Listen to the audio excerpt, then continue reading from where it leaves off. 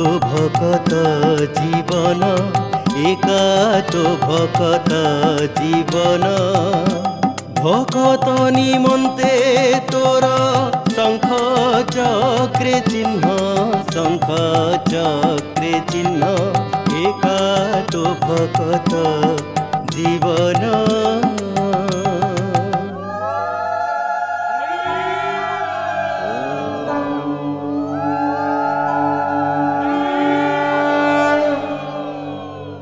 हमारे शास्त्र पुराणों के अनुसार रथ यात्रा के अवसर पर रथ पर विराजमान भगवान जगन्नाथ के दर्शन से शतकोटि जन्मों के पापों का नाश होने के साथ साथ मोक्ष की प्राप्ति होती है। दोलारूढ़ं तु गोविंदम मंचस्तमधुसूदनम, रथरं वामनं दृष्ट्वा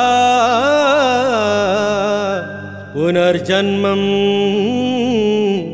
न विद्यते। भारत के 4 धामों में से एक है पुरी। देश के पूर्वी तट पर बसा है यह शहर।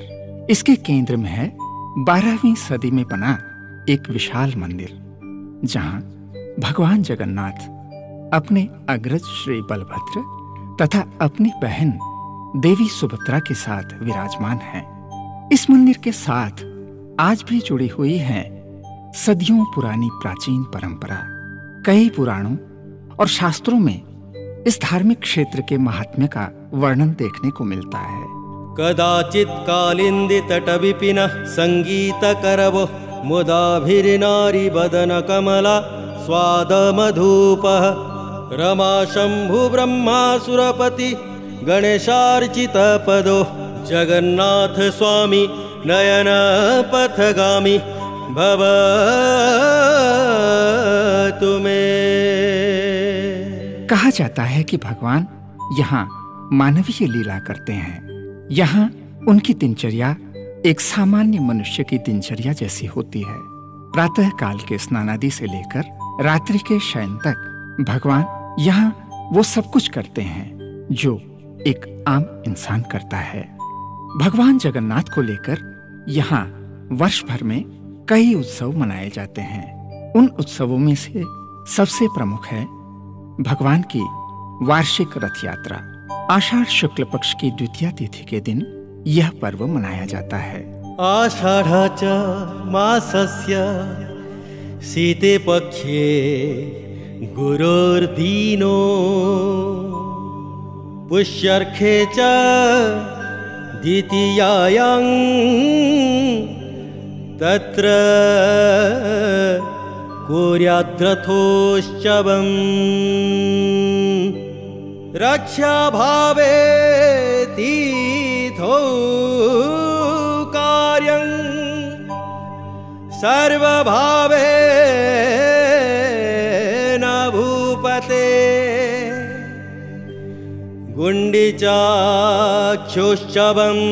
कुर्यात् गति प्रीति करं मम। वैसे तो यह पर्व आषाढ़ महीने में मनाया जाता है, परंतु इसकी तैयारी शुरू होती है वसंत पंचमी से। काष्ठ संग्रह का कार्य शुरू होता है। अक्षय तृतीया के पवित्र दिन रथों के निर्माण का कार्य शुरू होता है। वंशानुक्रम से सदियों पुरानी परंपरा तथा शास्त्रीय पद्धति के अनुसार कारीगर रथों का निर्माण करते हैं। भगवान जगन्नाथ, बलभद्र तथा देवी सुभद्रा के लिए 3 अलग अलग रथों का निर्माण होता है। जगन्नाथ जी के रथ का नाम है नंदीघोष।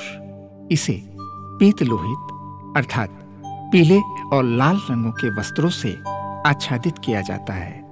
इसकी ऊंचाई लगभग 45 फीट 6 इंच होती है। इसके पहियों की संख्या 16 होती है। इस रथ के निर्माण में 742 काष्ठखंडों का उपयोग होता है। रथ के ध्वज का नाम है त्रैलोक्य मोहिनी। बलभद्र जी के रथ का नाम है तालध्वज। इसे नीले और लाल रंग के वस्त्रों से आच्छादित किया जाता है। इसकी ऊंचाई लगभग 45 फीट होती है। इसके पहियों की संख्या है 14। इस रथ के निर्माण में 731 काष्ठखंडों का उपयोग होता है। रथ के ध्वज का नाम है उन्मनी। देवी सुभद्रा जी के रथ का नाम है देवदलन। इसे काले और लाल रंग के वस्त्रों से आच्छादित किया जाता है। इसकी ऊंचाई लगभग 44 फीट 6 इंच होती है। इसके पहियों की संख्या 12 है। इस रथ के निर्माण में 711 काष्ठखंडों का उपयोग होता है। रथ के ध्वज का नाम है नादांबिका। रथों के विभिन्न अंश तथा उनमें विराजमान देवी देवताओं का एक विस्तृत वर्णन शास्त्र में किया गया है।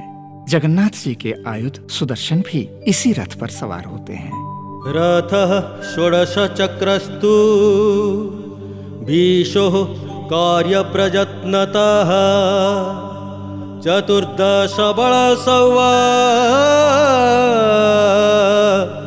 सुभद्रायास्तु 12। रथ यात्रा के दिन मंदिर में कुछ विशेष पूजा विधि के समापन के बाद भगवान को मंदिर से बाहर लाया जाता है। सबसे पहले सुदर्शन जी को लाकर सुभद्रा जी के रथ पर विराजमान कराया जाता है। फिर भगवान बलभद्र, देवी सुभद्रा तथा अंत में जगन्नाथ जी आते हैं। शीश पर फूलों से सज्जित एक विशाल मुकुट भगवान की शोभा बढ़ाता है, जिसे स्थानीय भाषा में टाहिया कहा जाता है। भक्तों के कंधों के सहारे हिलते डुलते भगवान जब आते हैं, उस दृश्य की शोभा अवर्णनीय होती है। ऐसा प्रतीत होता है जैसे भगवान एक एक कदम बढ़ाते हुए आ रहे हों। इस विधि को स्थानीय भाषा में पहुंडी कहा जाता है। भगवान के स्वागत में सारा माहौल घंट, वाद्य और जय ध्वनि से गूंज उठता है। इसके पश्चात पूरी गोवर्धन पीठ के जगतगुरु शंकराचार्य द्वारा रथारूढ़ भगवान के दर्शन की परंपरा रही है। आत्मनं रथिनं विधि शरीरं रथमेव तु बुद्धिं तु सारथिं विद्धि मनः प्रग्रहमेव। फिर बारी आती है एक ऐसी अनोखी परंपरा की जो शायद जगन्नाथ संस्कृति में ही देखने को मिल सकती है। पुरी के महाराजा अपने अनुगामियों के साथ अपने राजमहल से एक शोभा यात्रा में आते हैं और भगवान की सेवा में स्वयं को समर्पित करते हुए एक शूद्र की भांति अपने हाथ में झाड़ू लिए एक एक रथ की सफाई कर भगवान की पूजा अर्चना करते हैं। स्थानीय भाषा में इस विधि को छेरा पहरा कहते हैं। महाराजा के प्रस्थान के बाद रथों में सारथियों को अधिष्ठित किया जाता है। फिर रथों से बंधी सीढ़ियों को खोल दिया जाता है और अश्वों को बांधा जाता है। रथों में लंबी लंबी रस्सियां बांधी जाती हैं। फिर बारी आती है उस बहुप्रतीक्षित क्षण की जब भक्तजन बड़े ही आनंद, उल्लास और भक्तिभाव से रथों को खींचते हुए गुंडीचा मंदिर तक ले जाते हैं। रथस्थं च जगन्नाथं प्रयान्ति गुंडीचा गृह जे पश्यन्ति नरश्रेष्ठस्ते धन्य भुवनो त्रयो।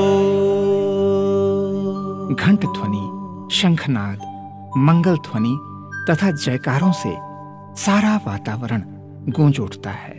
गुंडीचा मंदिर पहुंचने पर रथ से उसी पहुंडी विधि से भगवान को मंदिर के अंदर ले जाया जाता है। उधर यात्रा पर अपने साथ न ले जाने के कारण माता लक्ष्मी क्रोधित होकर पंचमी के दिन गुंडीचा मंदिर तक जाकर भगवान के रथ के एक काष्ठखंड को तोड़कर मुख्य मंदिर वापस आ जाती हैं। इन 9 दिनों के दौरान भगवान को तरह तरह के मिष्टान नैवेद्य के रूप में अर्पित किए जाते हैं। अपनी 9 दिनों की यात्रा समाप्ति अर्थात दशमी के दिन भगवान उसी प्रकार गुंडीचा मंदिर से मुख्य मंदिर की यात्रा करते हैं। इसे स्थानीय भाषा में बाहुड़ा यात्रा कहा जाता है। एकादशी के दिन रथों पर ही भगवान को अनेक विशाल स्वर्णाभूषण पहनाकर सुवर्ण वेश में सजाया जाता है। सुवर्ण वेश में भगवान के उस मनमोहक तथा दिव्य रूप के दर्शन हेतु उस दिन श्रद्धालुओं की भारी भीड़ उमड़ पड़ती है। रथ यात्रा के दौरान विभिन्न आसुरिक शक्तियों को शांत करने के उद्देश्य से द्वादशी के दिन रथों पर भगवान को मिट्टी के ऊंचे पात्रों में दिव्य पेय अर्पित कर फिर उन पात्रों को तोड़ दिया जाता है। इस अनोखी विधि को स्थानीय भाषा में औधरपणा कहा जाता है। त्रयोदशी के दिन भगवान को उसी प्रकार पहुंडी की विधि से रथ से मुख्य मंदिर के अंदर ले जाया जाता है, परंतु क्रोधित महालक्ष्मी द्वार नहीं खोलती हैं। जगन्नाथ जी द्वारा रसगुल्लों का उपहार देकर उन्हें मनाने पर वह द्वार खोलती हैं और तब भगवान को मंदिर के अंदर ले जाकर रत्न सिंहासन पर प्रतिष्ठित किया जाता है। इस प्रकार रथ यात्रा का यह पर्व संपन्न होता है। नीलाद्रौ शंख मध्ये शतदल कमले रत्न सिंहासनस्थं सर्वालंकारयुक्तं नवघनरुचिरं संयुक्तं चाग्रजेन भद्राय वामभागे रथचरणयुक्तं ब्रह्मरुद्रेन्द्रवन्द्यं वेदानं सारमी सुजनपरिवृतं ब्रह्मदारु स्मरामि ब्रह्मदारु स्मरामि ब्रह्मदारु स्मरामि।